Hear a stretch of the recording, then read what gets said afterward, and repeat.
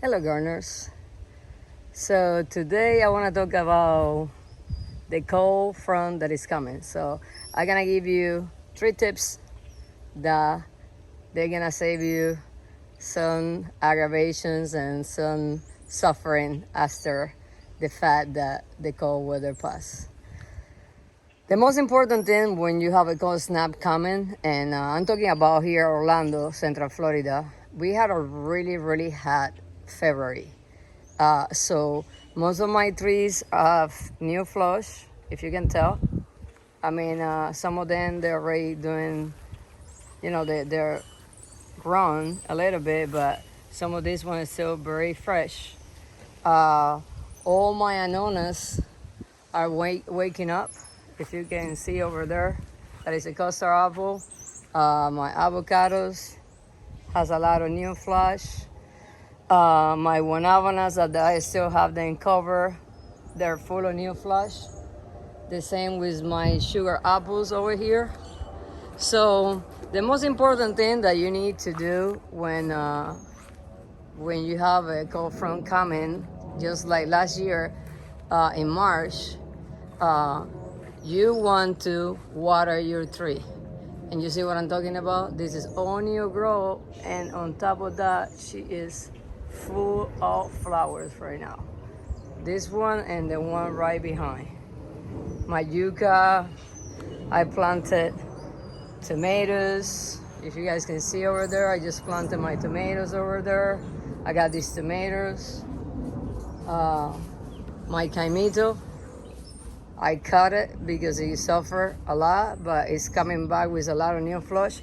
So the most important thing that you can do is water your plants, your trees, really good. And the reason why is because you want all your trees to be hydrated. That's like that literally can save your tree. Number two, find a way to cover your more sensitive plants or fruit trees, especially your tropicals.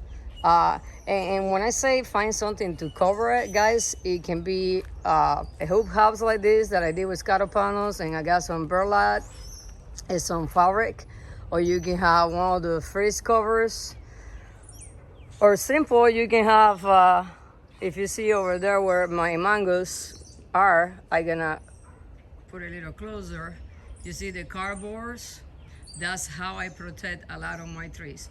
I literally put a cardboard around on top of each other, and then I throw like a blanket, and that's how I did it. So, not everybody has a lot of money to do like the fancy and crazy stuff, like like this. Not that it's fancy, but at least it protects this carapano. Or those freeze covers over there, they ain't cheap. Neither is that freeze fabric. It's actually expensive, and it doesn't last. If you can see it, look at the floor, pieces everywhere. So just get creative and do whatever you can, as long as you cover it with something and mulch it really good. Like you see, everything is mulch. Still, I'm mulching because I want to make sure that I was not gonna get this cold weather that is coming now in March, but it's coming. So I don't think it's gonna be as bad as last year. But like I said, number two, find something to cover your trees. Number three, covering is not gonna be good enough. You're gonna have to give like some kind of heat source. You see, I had that, plus I had Christmas lights in the bottom in both sizes. And then this one I cover it, and it gets to like a good 65 degrees inside here when it was really cold. And then the rest of my trees, they still have the Christmas lights in the bottom. I haven't taken it away because I don't know. You see, I have all my Christmas lights in there. And if you cover and you have the Christmas light, you will be surprised how much heat this this can give your tree. I mean, it's literally can save your tree. I had damage from compared to last year, but nothing like last year. Last year I lost like 5 fruit trees. This year I lost one, but it was nothing to do with the cold weather. It was more like it was not gonna make it in the first place. Or you can have something like this that I bought, I think it was last year or the year before. And then you just put your sensors in there, you cover it, and then again, a heater or something that can help you out to keep the temperature to a nice. And like you can see, all my mandarins, the sugar bellet, and this Valencia orange, they're looking beautiful. I mean, with all the green and all that stuff that we have here in Florida, they're fruiting everywhere. Look at the sugar bellet over there with those fruits. So that is something else that you want to invest in it. And I usually don't try to wait anymore until the last minute, because then everything goes really pricey and it's almost impossible to buy stuff, because I swear guys, like they double the prices, and the way everything is going, it makes it really hard. But you can use a lot of things like blankets, boxes, anything. Christmas light, I get it half price.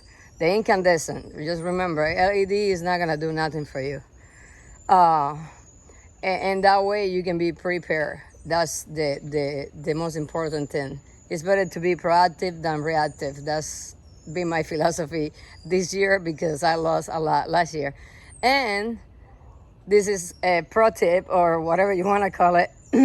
Everything that is in small containers, like those ones that I have over there by the pool, that I just give them some little bit of fish emulsion and some water, and I have it by the sun.